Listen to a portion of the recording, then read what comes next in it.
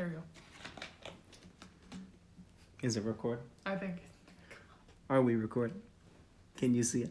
I don't think they like this. No one's watching these. I like it. I guess that's all that matters. Yeah. Connor, we're doing this for ourselves. Whether or not people actually find these later, like decades from now, in the bowels of YouTube. On Letterboxd. Yeah.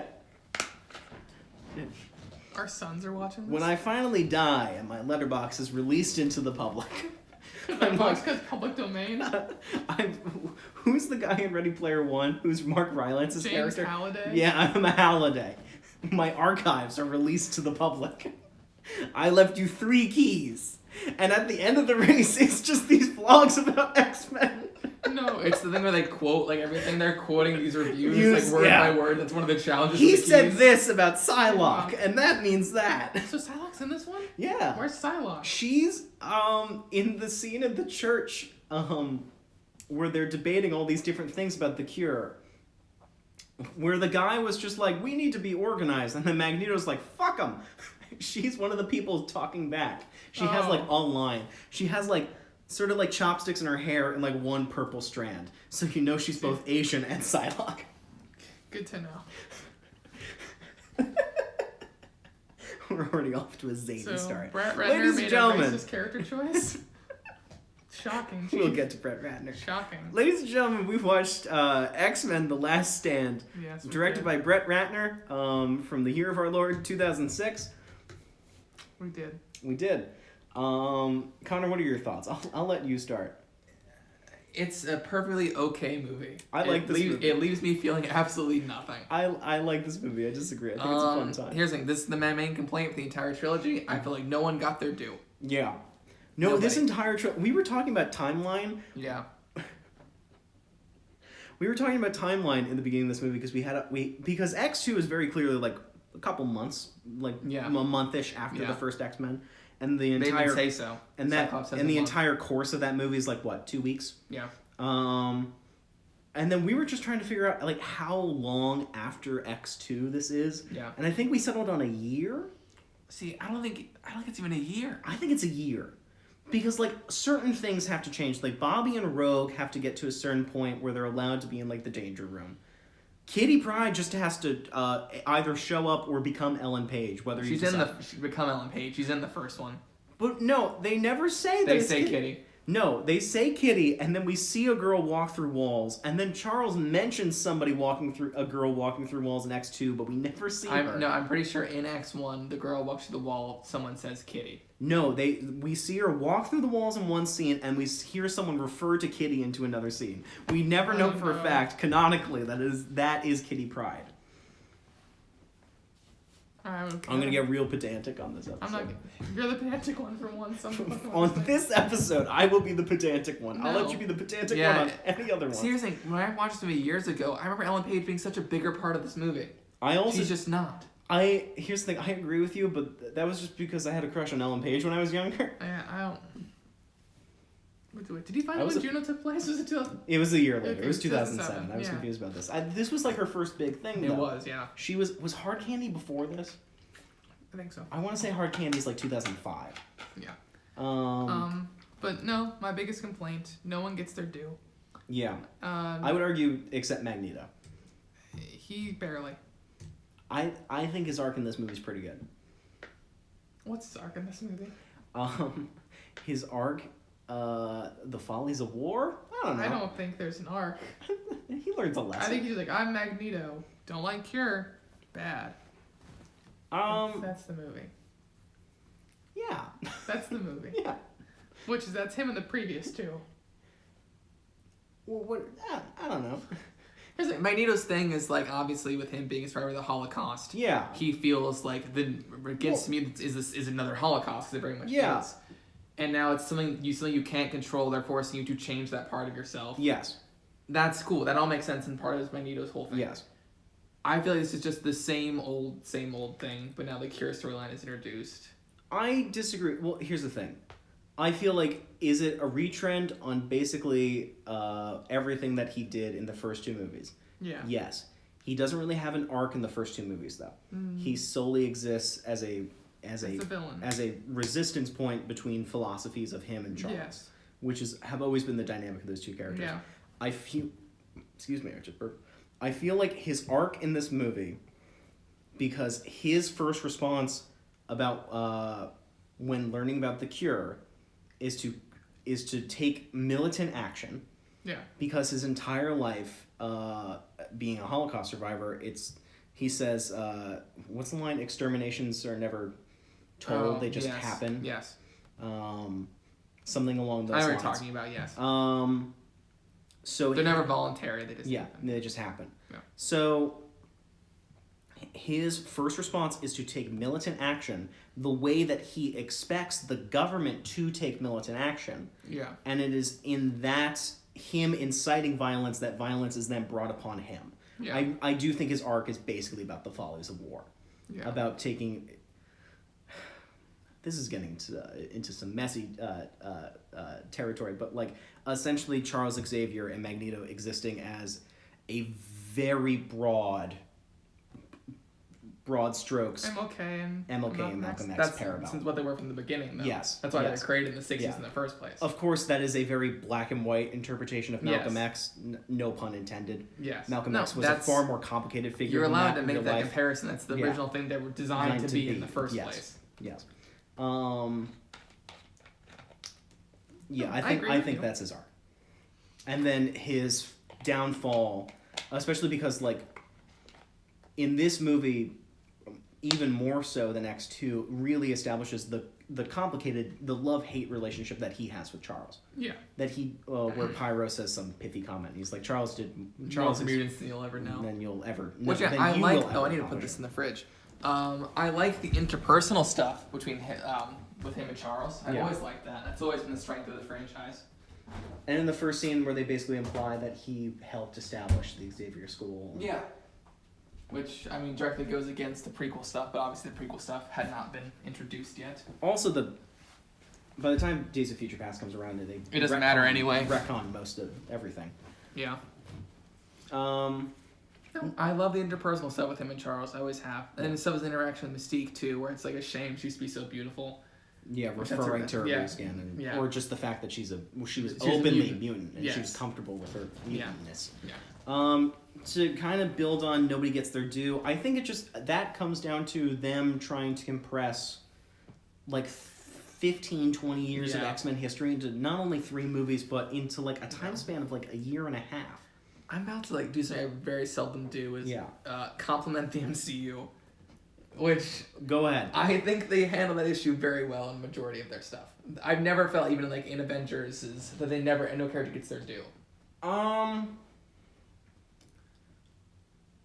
It's because I like those characters less, or I don't care about them as much. No, well, I think comparing the MCU and these 3 movies. Let's just stick with these 3, yeah. Because from this point over, the franchise goes in varying different directions.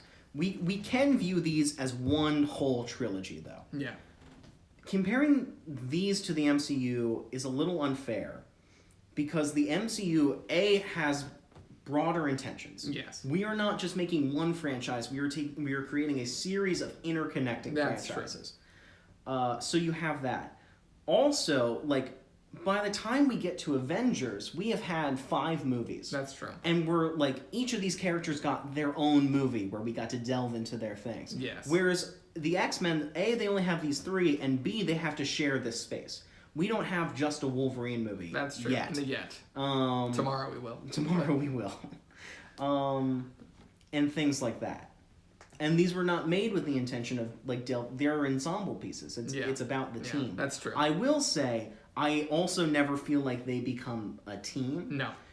Especially because, like, when you get down to brass tacks, does James Marsden have more than 45 minutes of screen times between all 3 of these movies? Probably not. I don't think he does. I don't think he cracks a half hour of honest-to-goodness screen time. You're probably right. Yeah. Jean Grey isn't a character, but that's a complaint that I think carries over from the comics. Yeah. I feel like... See, I don't even remember Wolverine being as strong. In this movie or in general? The whole trilogy. I think he's... Well, I disagree. I think he's strong in the first one. Yeah. So much of that first movie is very Wolverine-centric. Yeah. A, because he's like one of the marketable characters. B, strengths of Hugh Jackman's performance in general. And C, because he's such a blank slate because of the amnesia thing, he's a good entry point to this world. Maybe in X1, but even I love X2, but I feel like even in X2 we don't. I just remember him being Despite a lot us stronger. actually learning his backstory and things like that. No, I don't disagree with you. And it's the thing where like Charles gets taken out like early in each of them. Yeah. It's really interesting, and obviously. Well, I stand by my. That's something that carries over to the comics because Charles is A, too powerful, and B, is always in sort of like this general position. No. So he never really gets the. I think as a child, I just obviously didn't have as big an attention span or like focus or like, you know what I mean? Yeah. But for me, it was like I never like realized that characters would just be missing for large chunks of the movie where they had nothing to do. Yeah. Like Angel in this Like movie. Angel, yeah. He shows up like 3 different times. Like I was saying, I can only obviously remember the 3 times. Like you asked me yesterday, like Connor, how much is the Angel is in X3? Like, I remember him a lot of the movie. No, I remember him not being in a lot. I remember him being in the very beginning and the very end. No, I'd be like, oh, he's like in it for a good chunk. I would say, like not like the whole movie, but like at least like Angel's in this probably 10 minutes, right? Less than that. 7 minutes of screen time. Ben Foster. Really? Ben Foster probably has like 4 lines. Yes. If that, maybe. I don't think he cracks double digits in terms of dialogue. But the thing where it's like my brain, like I think I wasn't paying as much attention, or just I didn't look in movies the same way. Where I thought Angel was a much bigger part. Like I mean, I don't know. Cyclops is a perfect example, actually. Yeah. In 2 days ago. Yeah. Even like, Connor, how much is the Cyclops in X2? I'd be like, oh, he's at least like a half hour of the movie. Yeah. Like he's a good chunk of the movie. He disappears through He disappears. No, he gets re-educated for like an hour and 50 minutes. Yeah. It's crazy. Yeah. No, I don't think I like these movies as much. Oh wow. Did I break this franchise Here's for the you? thing, because X2, like targeted said, it was like a 5. I adored X2. Yeah. It's now a 4. Yeah. The first X-Men like went down a little bit, and X3 is like But I remember like having such a big like nostalgia for these movies. Yeah. And I think revisiting them now, I don't have that anymore. And I feel like our real connection to the franchise are these later ones. Yeah, which is funny because I was like, when I was a kid, I was like, these later ones not the same as my good X-Men. Here's the thing. Well, I've probably watched these more, with the exception of X2. I've watched this one and the first X-Men more than you have. Yeah, no. So I feel like I probably had a more realistic set of expectations. No, I've seen first X 3. the first one. I think that was my 3rd time. Yeah. I've seen X3 probably as many times, and I've seen X2 like 8. Yeah. But those were all like when I was young. Yeah. Like I watched X2 on repeat when I was like 5 until like maybe like 9. Yeah. And I just didn't watch it since. With the exception of First Class and the Deadpools. Yeah. Since 2014, I haven't watched any of these. Yeah. Though I established in the first video, I've seen the first X-Men 10,000 times, and I've seen Last Stand like a billion times because it was always on FX, and whenever it was on TV, I would watch it.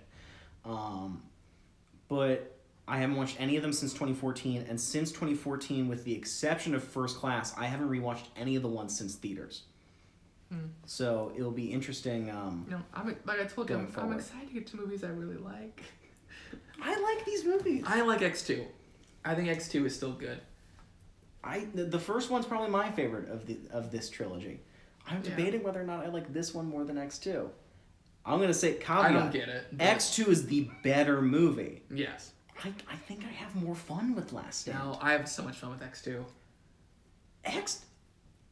In defense of Last Stand, Last Stand to me feels very X-Men-y. Yes. I get this, and I'm like, I'm watching an X-Men movie. Because, like, it's a franchise, a property, comics, television shows, movies, that I have affection for, but I have deep, deep caveats for that affection.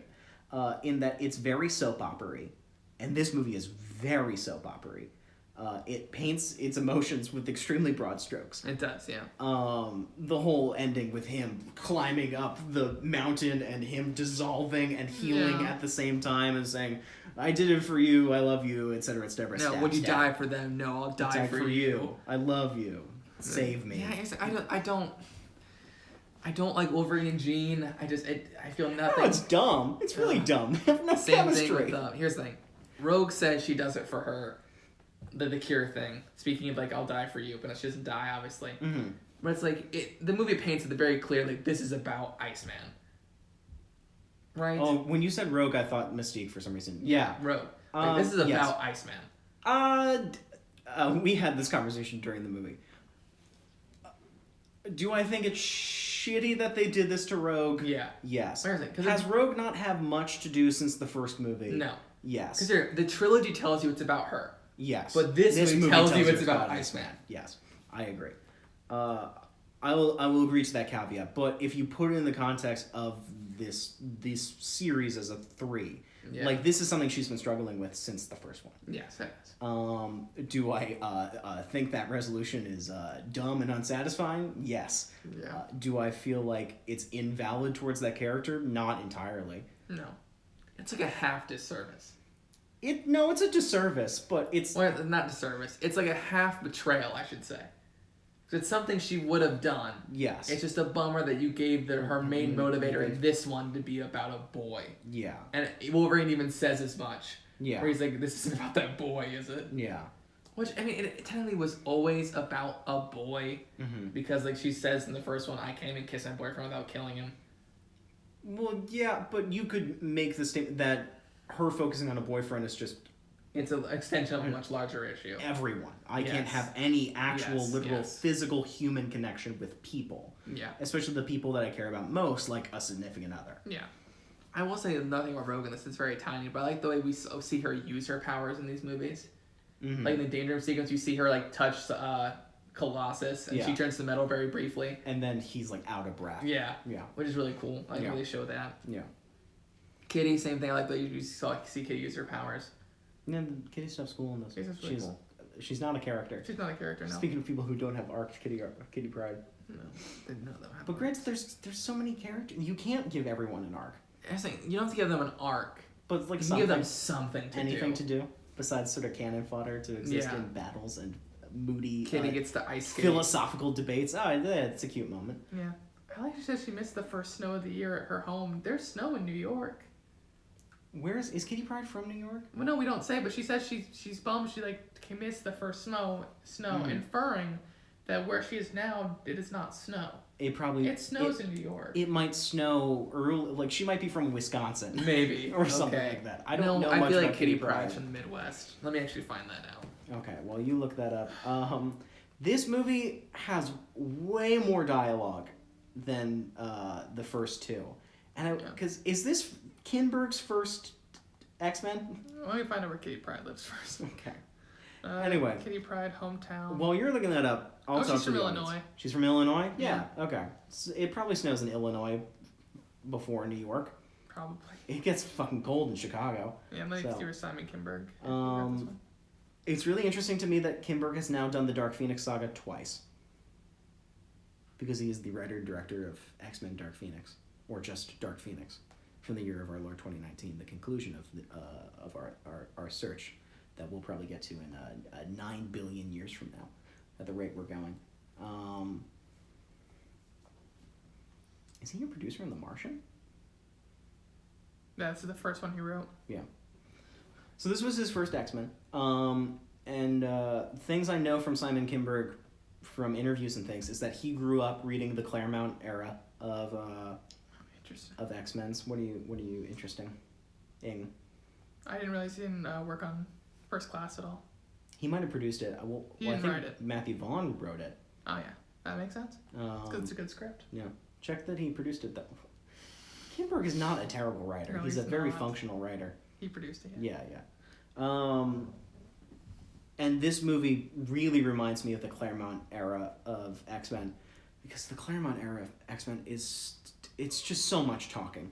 There's just speech bubbles on top of speech bubbles on top of speech bubbles everywhere, and all these ponderous philosophical debates, which this movie is full of, which I, in a way, appreciate and also acknowledge as kind of obnoxious and campy. No. I was saying, I think about this, so I can't really comment on the comic books, though, because I haven't read many comic books at all. I like the way this film is directed, giving some praise for Ratner. I think there's a lot of really cool stuff that happens in this movie, and there's a lot of cool stuff in the design of certain characters. It's really cool. Brett Ratner is a garbage human being. Yeah. I think he's an extremely talented visual storyteller. Yeah, there's some really cool stuff. I have not seen his entire filmography. I've seen most of it. I can't name a Brett Ratner movie I dislike. Yeah. I really can't. because like some of his most reviled, like this one, I'll acknowledge, I refuse to say that this movie is bad. Is it worst, sloppy? Yes. At the worst, it's passable. Yeah. Again, Brett Ratner, garbage human being. In this movie specifically, was terrible to Ellen Page on set. Yeah. We do not endorse Brett Ratner. No, we don't. Somehow he's still better than Separate Bryan Singer, art from artist. He's a competent. He does cool stuff with directing. Bad man, good director. We can say. I don't want him to get further work. No, but the movie exists. Yeah. I feel like there's so much more. I think this is going to be a long one. What else do you want to talk about? There's so much that we can dissect. I like the cool characters we get in this. Like you mentioned, we get Psylocke, but I like that we get There's Juggernaut. a lot of really cool side X-Men. Yeah, Juggernaut, Multiple Men, Beast. Yeah. Kelsey Grammer's Beast. Which I forgot, going back in reverse, my other point, I forget how much Kelsey Grammer is in this movie. He's in a lot of this movie. And so much of like the wire work is like him and stuff. Yeah. You can see that it's his face. Because he'll be doing something, then he'll be saying something. Kelsey Grammer was just down to be Beast. Yeah. Not only to be in all that makeup, but then put like leather shit on, because it's a bodysuit too. Because Kelsey Grammer's not that big. He's a slender man. Yeah. So they like built out a chest for him as well. And like shoulders and things like that. Yeah. No, I think I stand by what I said. I have no basis on this. Mm-hmm. But I think he was just so tired of being Frasier for 20 years. Yeah. He was like, I'm going to do something different. He's like, I'll be Beast, sure. Because even in that opening scene, he's upside down. Yeah. They had to put Kelsey Grammer upside down. Yeah. No, there's a whole thing with he's not in Days of Future Past, right, at the end? Kelsey Grammer? Yeah, he is. He is? He is. Okay, cool. Yeah. He has one line. Okay. Because I don't remember him being there. He's a little smaller, so I don't think he has the full chest thing. Okay. But they were able to get him in the makeup, and he has one line, and he's like wearing a suit. I'm excited to get to that because I don't remember that at all. Yeah. Because I remember when I was watching Days of Future Past, I'm like, they got Kelsey Grammer back. That's cool. Especially because Kelsey Grammer didn't work with Bryan Singer. Does he walk by Wolverine and say something? Is that what it is? Probably. Because I vaguely remember that. I haven't seen Days of Future Past since 2014 in the theaters. But I do specifically remember thinking, they got Kelsey Grammer back. Okay, I'm excited for that. Yeah. I wish Jason Isaacs was in one of these. So we could say hello to Jason Isaacs. What are some other things that bother you? That bother me? Yeah. I mean, the movie's a nothing burger, like I said. I don't have any feelings about it. We get cool characters, we don't get enough of them. Like, same thing Mystique, it gets taken out very early in the movie. A lot of Magneto's Brotherhood of the mutants sort of exists as cannon fodder too. Like I said, like a lot of those mutants they don't have powers. They just have like, that guy has cool eyes. Yeah.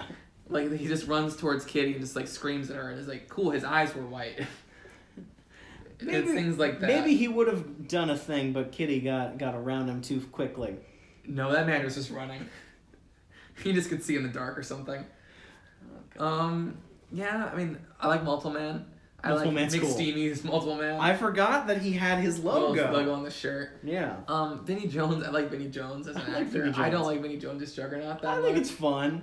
I'm Juggernaut bitch does bother me. I don't love it. I think it's fun. Here's the thing. Like, growing up, I didn't know that YouTube video. No. So to me, that was just a line in this movie. It's a take on Juggernaut. I think it's fun. Deadpool 2, probably the better Juggernaut. Yeah. No, I like that we get Kane Marco in this movie, though. Yeah. That's cool. Yeah. As a nerd, I appreciate that we get Kane Marco. Yeah. Multiple Man's cool. Multiple Man is cool. What's there? Well, we get Spike. We get Spike. Which is cool. Yeah. You're an Evolution fan. I'm an Evolution boy. I don't care about Spike at all. I like Spike. Spike is gross in this movie. It's just coming out right here. It grows out of here. And you see it like going down. Ugh. It freaks me out. Cool. I like how Spike dies. How does he? Like Wolverine jumps on, stabs him, and then like he looks at where just like pulls these two out. Yeah. That's really cool. You can tell that both Kinberg and the Ratner and Zach Penn worked on this as well. They're Speaking nerds. of Ready Player One, that they had fun with the powers in a way that even Samer, I feel like, didn't have. Not Samer, Singer. Yeah. I know what you meant. Yeah. I knew someone named Bryan Singer. Yeah. Bryan Singer did not. No, they have fun. Yeah. Like I'm Juggernaut bitch being a prime example. Yeah. They have fun in this movie. Yeah. I stand by it, like, for this interpretation of Juggernaut, If you did not know that YouTube video exists, that is something that he would say. I didn't know it. Well, yes, I don't disagree with you there. I've never liked that line. Even when I was a kid, I was like, oh, he swore. I was excited about that. He's the Juggernaut. It was an edgy movie. Yeah. But I was like, yeah, no, it's. I never dug it. Yeah. I was like, I don't know why that moment exists. And then I found it like a couple years later it was a meme, and I was like, oh, that's why that exists. Do you know who he is? He's the Juggernaut bitch. He's the Juggernaut bitch. Which that's one of like the first big YouTube memes. Yeah, it was because this movie came out in 2006. Yeah. Yeah. More characters to talk about. We get full Iceman. We do get full Iceman. It looks kind of bad. It looks bad. I'm glad that they did it though. Pyro becomes less of a character in this movie, which is a bummer. He has less to do.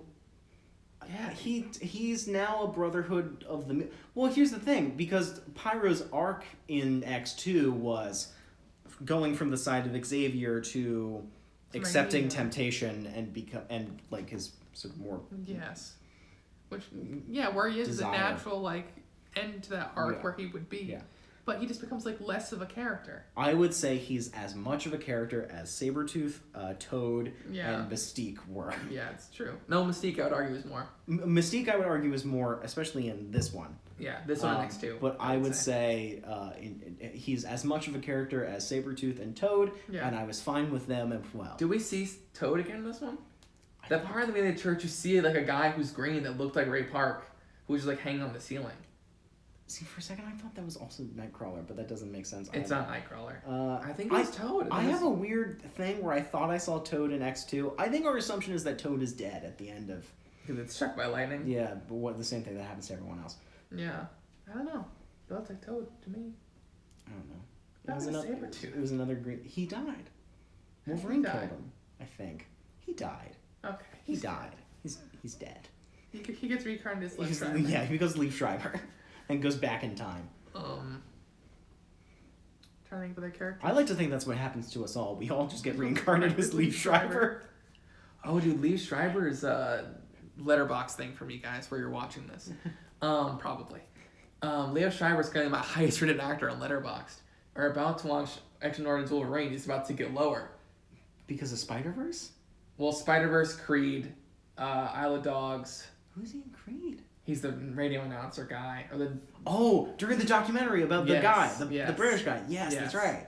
And one other one. He's Goon? Did you watch Goon? No, but he's a 4.6 for me currently. Okay. And he's about to get bumped to like at least like I'm guessing now you'll see in the future. But I'm guessing X-Men Wolverine's gonna be like a 3.5 for me. He's gonna get a little bumped down. I think Origins is gonna be higher than this. Yeah, sorry guys. Here's the thing, most people I feel like hate those movies equally. Yeah. No, here's the thing. I have a lot of fun with X-Men Wolverine. I don't have fun with this movie. I've only seen it once. I've seen this movie a billion times. Here's the thing. I love Gambit. I think Sabretooth again in the movie is very cool. I do like Leaf Schreiber. Yeah, we get young Cyclops. We get Marty McFly Cyclops. We also get... Because he's wearing aviators and a jean jacket. We also get Emma Frost. We do, in a way. They never say she's Emma Frost. It's Emma Frost. Yeah. We also... we're 2 for 2 for bad versions of Emma Frost. Yeah. But we'll get to that later. We also get creepy CGI Patrick Stewart. We do, as we do in this movie. Yeah. This is a very early de-aging movie. Mm-hmm. And for some reason, Ian McKellen looks pretty solid for 2006. And Patrick Stewart looks like a Captain Picard action figure that they moved around. Yeah. No. I mean, effects, this one, speaking of de-aging, well, I don't think that worked very well. I like the effects in this one quite a bit. I think most of the effects hold up pretty damn well. I think the 3-year between X2 and X3 did help the VFX a little bit. It just looks more natural. I feel like this one... Because the first one, because of its slightly smaller budget, like really leaned on a lot of practical stuff when they could. Yeah. It'd be a practical effect with CGI enhancements, it seems like, for the most part. Whereas X2, I feel like they got a little too confident with the CG, and there's less practical elements. Whereas this one, they... Like, a lot of the stuff, like when Jean is tearing apart her house, it's just a fan machine and stuff. They're just throwing crap. Yeah. So I feel like it's I think Jean's powers through most of this movie looks really cool. Really cool. I like that some things are going up and other things are going down. It reminds me a lot of, like, Poltergeist. Yeah. Which, like I said, X2 feels very Spielberg-y, but all 3 of these movies are done by different composers. Michael Kamen did the first one, and he passed away soon after. I think it's his last score. John Ottoman did the second one because Kamen didn't come back. John Powell did the third one, and John Powell would later do the solo score. Interesting. Yeah. And throughout this entire time, I'm like, this sounds like Leia's theme. This sounds like Indiana Jones. Like, I feel like Brett Ratner said, like, I basically want a John Williams score. Yeah. Not that John Williams did the Poltergeist score, but... No. They're just like a composer. You want a different composer's score. Yeah. Yikes. That happens a lot. I'm sure it does, yeah. That was the drama. But do you know about the Spider-Man 3 drama? You did tell me about this, yeah. Quick side note. During the making of Spider-Man 2, the Doc Ock hospital sequence, Sam Raimi had a very good working relationship with Danny Elfman. He did the Darkman score, he did both Spider-Man scores, he did a lot of scores for Sam Raimi. Except for this one scene during the Doc Ock hospital scene. Sam Raimi was like, hey, I want it to sound like this score from Hellraiser 2, I think, or one of the Hellraisers, a piece by Christopher Young. And Danny Elfman's just like, Sam, like, we have a good working relationship. I don't do temp tracks. Like, I'm not going to mock this guy's style. Like, I have my own way. This is how I would score it. And Sam's just like, yeah, but I want it to sound like this. So instead of having Danny Elfman score that scene, he just used that piece of music. And it caused a schism between him and Sam Raimi, which is why the Spider-Man 3 score is done by Christopher Young, the person who composed that piece that he used. And it took years for them to forgive each other. I think eventually they mended bonds. What's the phrase I'm with? They broke bread. And I'm pretty sure Danny Elfman... Mended fences, what you were trying Mended to do. fences. I combined 6 different phrases. Yeah. And I think Danny Elfman did the score for Oz the Great and Powerful. Okay. Anyway... I think Jean's power looks cool. That's like a side note on a side note on a side note. I think the VFX on this might look more stylized too. That's probably part of it. Yeah. I think he's a visual storyteller. I think he like the thing with Iceman. Yeah. Where his power is like more like just like a burst, like kind of like whitish. Yeah. This you can see there's like individual like snowflakes in it. Yeah, it looks like a blizzard. Yeah. Which is really cool. But even different shots, like when Charles and Magneto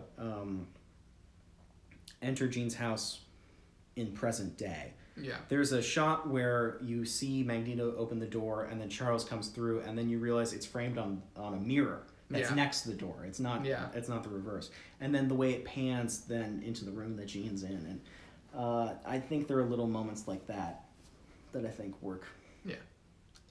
Honestly, I think this might be the most visually ambitious Brett Ratner film I've seen. Because usually like his action's pretty workmanly, like it's solid, but like I've never seen flourishes like this from him. Yeah. No, there's really cool details to the action stuff. Yeah. Do you want to just talk about like larger like logic things that exist throughout this movie? Because there's a bunch of them. You start off. I just feel like there's big leaps in terms of character stuff that they have to hit. Like Jean going, like the whole section where they go back to Jean's childhood home. I don't Why is she there? Why is she there? Why does it look identical? Where are her parents? Yeah. Because the mailbox still says gray, and everything looks like it's lived in. Like, it's not like things are covered up with sheets and stuff. Yeah. It's not a projection Do you that think she's done. she bapped them too? Like, just early? Just like, douche. And then it's cut from the movie. Because this movie had a very rushed production. Because Bryan Singer was attached and then left to do Superman. Took James Marsden with him, which is why he gets bapped. And I'm just wondering if there's a thing where, like, they didn't have enough time to develop the script. Because there's bigger problems than this, but I think it was just like we have a lot of ground to cover. We have to do the whole Dark Phoenix saga in a 104-minute movie, because it's barely set up in X2. Yeah. The big one I was thinking about, we talked about during the movie, was where is Magneto's base of operations? Yes. Where are those woods? It's just okay.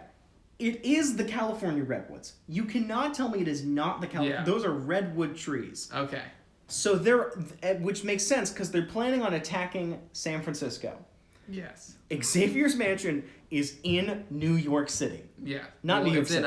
It's in oh my gosh, I knew the place. It's not Queens County. No. It's not Westchester County either. No, it's. You can go. I'll look up where the expedition Anyway. is. They establish in the first 2 movies that it is in New York State, not far from New York City. Because it has to be close enough to the Statue of Liberty anyway. Salem Center, New York. It's Salem. It's near Salem, which is not far from New York City. I've been to Salem multiple times. I'm from Jersey. 50 miles north of Midtown Manhattan. Yeah. Yet, without the use of the X-Jet, Magneto and Wolverine traverse between the two over the course of a day on 2 separate sides of the country. Yeah. Yeah, because how does Wolverine get to the woods? Do you even see how? No, I think the assumption is that he walked. He doesn't take a bike. We never see what form of transportation he does, and it's over the course of a day. It'd be one thing if it was like they implied there was a week. It's like hours. It is hours. It's real dumb. It's real dumb. It's real dumb. Like, that's like, because I don't like to be a pedantic asshole about things, though I did comment to Connor when Magneto lifts the Golden Gate Bridge and then places it somewhere else. That's not how suspension bridges works. Physically, it just would have crashed into the water because it needs the support of the towers. But that's a big gap in logic. That how are they traversing across country over the course of hours without the use of the X-Jet? This is something James from Funhouse always talks about with X3. Mm-hmm. Yeah. When we see Rogue gets in the line, people waiting for the cure, it's like wrapping on buildings. Yeah. And we see that there's military people with the cure guns like right next to them. Yeah.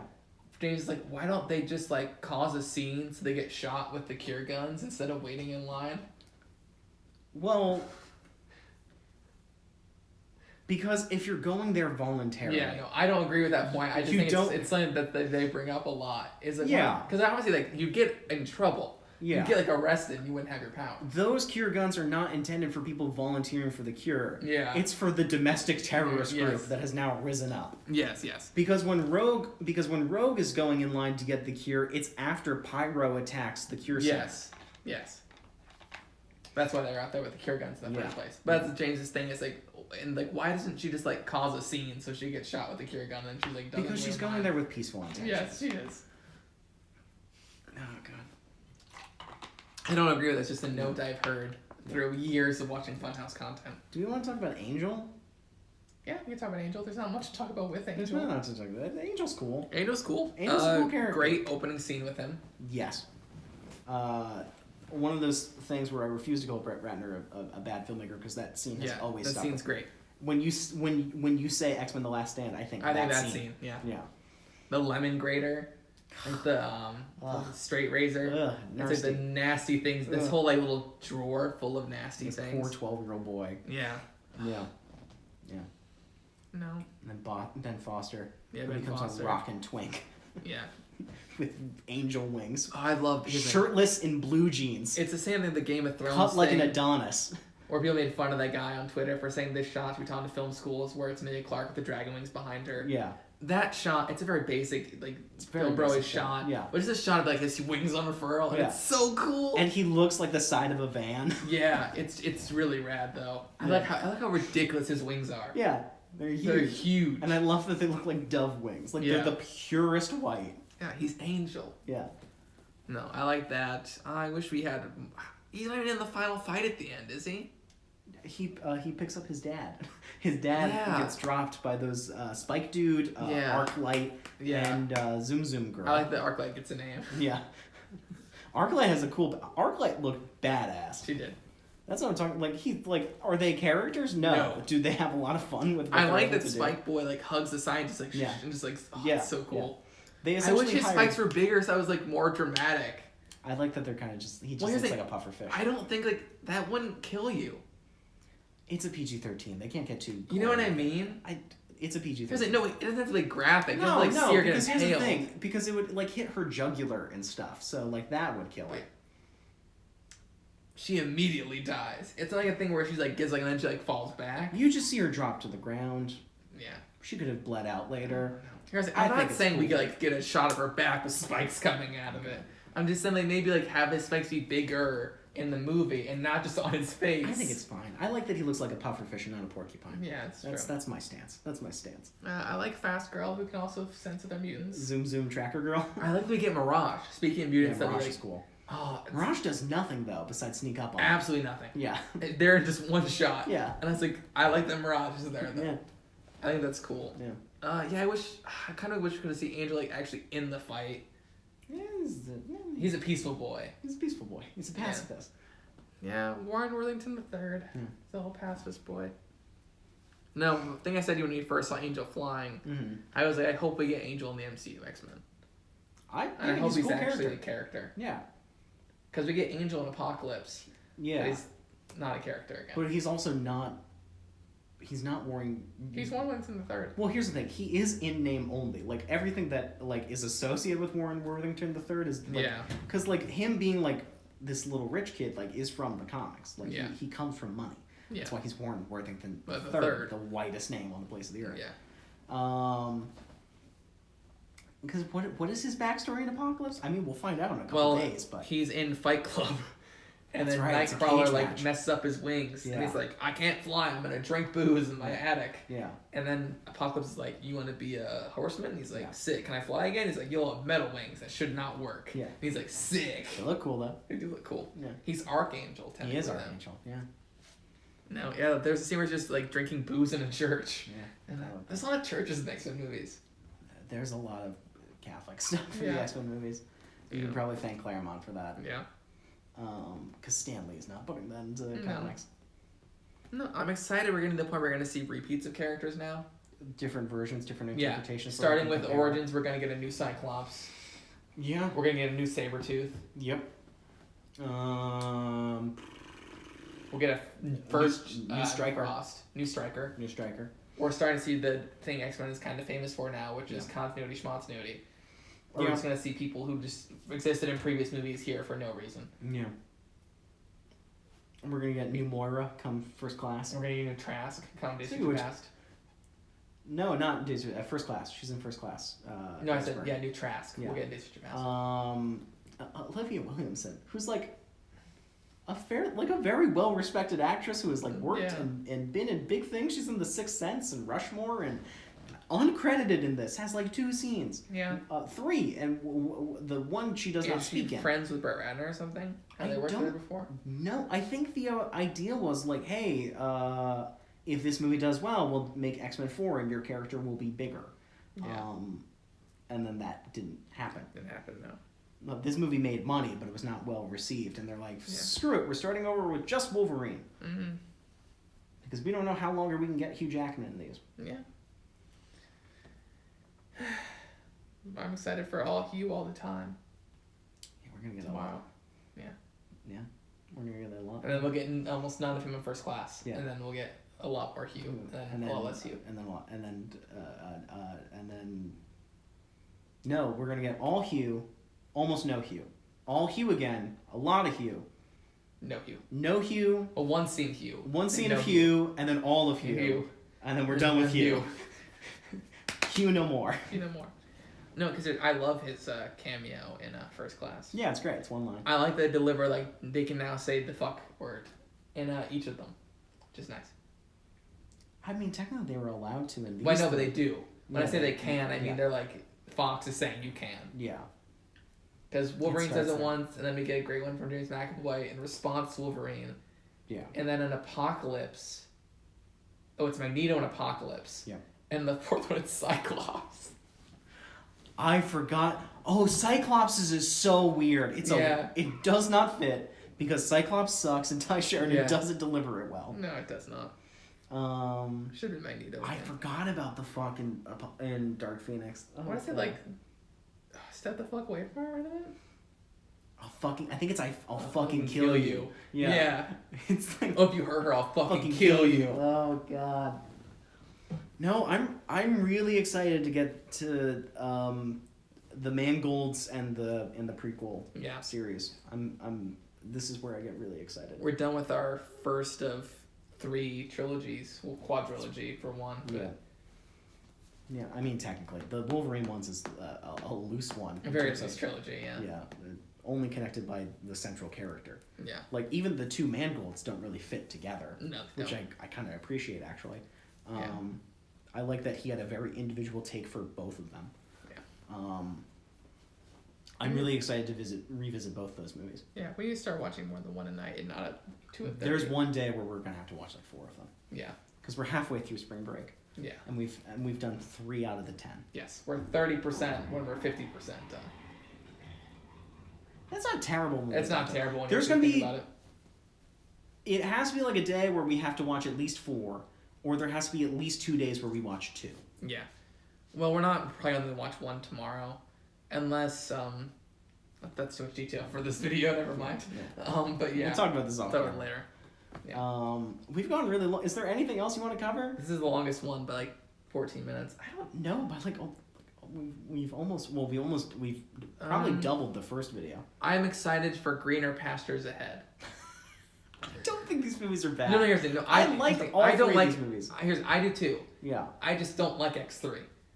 Like I told you, you convinced me to make it a 3. I think X2 is a 2.5. I think I'm gonna You go can back. make it a 2.5. I'm gonna That's go back fine. and make it a 2.5. Here's the thing. You are in the majority. I'm in a weird minority where I kind of like this movie. I'm still not in the majority though. The majority is like a star. Which is insane. People hate this movie. Which is insane to me. Is it sloppy? Yes. I think it's passable. I think it's beyond passable. I think it's kind of good. Yeah. It's kind of good. It's fun. It's a fun time. It's a fun movie. I'm excited for X-Men Wolverine because I used to Do have fun you with that movie. Do you think part of it is because we saw it young? Yeah. So we don't have the same stakes? I think that's the problem with the whole trilogy for me. I think if I'd seen them now, I'd like them more. If I'd seen these 3 the first time, like this weekend, I think I would like them more. Really? I think so. That's interesting. I'm not sure. I think, especially for X2, I think nostalgia, I still love X2. Yeah. But I think nostalgia, like that being one of the first things I ever saw, and like my sky high expectations of that. So for your X2 argument is essentially it's like a candle neck compared to a sun. Where you thought X2 was the sun, but really it was just like a really sturdy like candle. Yeah, no. Yeah. Exactly, that's a pretty good thing. Or it's like, it's like when you were a kid, you went to your favorite restaurant, and you got like, this meal at your favorite restaurant, and you like adore this thing. Yeah. And like, parents like 10 years old, like, hey, do you want to go to that place you went as a kid? I was like, oh, can I get like the fettuccine? They're like, yeah, you can. And I eat, I was like, this is kind of bad. That's me with Outback mac and cheese. Yes, exactly. It's like that, where it's like, it's not bad. It's like, this is really good, but like when I was a kid, this was like my world. Yeah. That's X2. Yeah. And these are just like, oh, I thought these movies were both okay back then. They're a little less than okay now. Yeah. That's my whole thing. Yeah. Okay, guys, I'm excited for Days of Future Past because I still stand. I think that is the best one. Days of Future Past? Sorry, First Class. Oh, First Class, absolutely. First Class. I like Days of Future Past a lot too. Days of Future Past is fun. And I like Apocalypse more than most people. I like Dark Phoenix more than most people. Apocalypse more than most people. Apocalypse, I feel like, is in a very similar pocket as this movie for me, where I think it's sloppy, but I think it's honestly solid. The one I'm looking forward to watching the most is Logan. It's weird for me. It's the Wolverine. Yeah, I think I want to, because here's the thing. I remember the third act being kind of dumb. Your complaint about the third act of Wonder Woman is my complaint about the third act of the Wolverine. Yeah, I can understand that. Which I have the same problem about the third act of the Wolverine. Yeah. I kind of want to watch the Wolverine and it be my second favorite or something. I hope so. I hope so. I hope that's me for Logan because I don't like Logan that much. I like Logan. Logan's a 3.5. I like Logan. We're gonna watch Logan Noir, right? Yeah. Okay.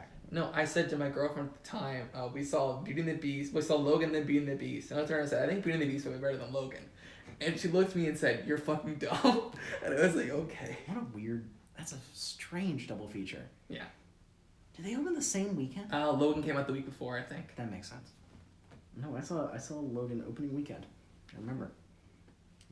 I'll never forget that weekend, but we might get into that. We might not. I have very personal things about Logan. Oh, you told me about that weekend. Yeah. Yeah, we probably won't get into that. No, probably not. No. Like I said, that has no place in these videos. No. I mean, no one's watching them anyway. That's true. No one's going to be upset by it. You know what's going to happen if someone's going to watch this video, Steve? Yeah. Like, Scar or someone's going to go on your Letterboxd, and they're like, boop. And it's like, oh, video. I'll put them in a big playlist. I hope, like, in a year now, Scar just, like, texts me, he's like, hey, like, I watched the X-Men video. I watched your X3 video, and I'm talked about. Oh, God. Okay. Well, our weird little time capsule. It's been 48 minutes. We've edged almost an hour. 12 minutes. We can milk out 12 more minutes. Like we should. We could. Why not? Does it need to be an hour long? Why not? Why not? Why not? I mean, here's the thing. I have nothing more to say about. Here's the thing. You start talking about X3. I don't see if I have anything else to say about X3. Oh, do I have anything else to say? Because I have nothing else to say. I'm trying to like go through characters in my mind and see if we haven't covered them. I think we've. I don't like that Mystique's at Narc. I think Mystique is for plot reasons. It makes sense. It makes Does sense. it suck? Sure. Here's the thing. It's fine. I love Mystique in the first two X-Men. I think she's great. I think she's one of the better parts. I think both her scenes on the trolley are cool. Or, not trolley, the truck. Yes, in the truck. Yeah. It's so cool. This is such a bizarre minor complaint. I wish she'd killed the guy in a cooler way. It's fine. And she did it with her feet. Yeah, she did a lot of things with her feet. Maybe Brett Ratner. I like in the first one where she kicks Wolverine like this. Yeah. Oh, I forgot about that. like that. First X-Men's dope as fuck. I keep telling you. He just like does a cartoon kick on him. Yeah. Yeah. No, I have nothing else to say about this motion picture. Rebecca Romaine Stamos. Great. Talented actress. It's a bummer that she's obviously no longer in these movies after this. She gets a nice cameo in First Class. That's true, she does. It's a very nice cameo in First Class. I forgot how much we got of Human Mystique in these movies. Well, not Human Mystique, but you know what I mean. Rebecca Romaine? Not blue skin. Is she in the first one in her regular skin at all? No. You see her, there's a sequence of her in the bar. Yeah. Which I didn't remember her because I didn't know who Rebecca Romaine was at that time. Yeah. But I did not remember that being her. Yeah. And then you get a little bit of her in this when she turns human. Yeah. When she gets cured, and then you get them in First Class.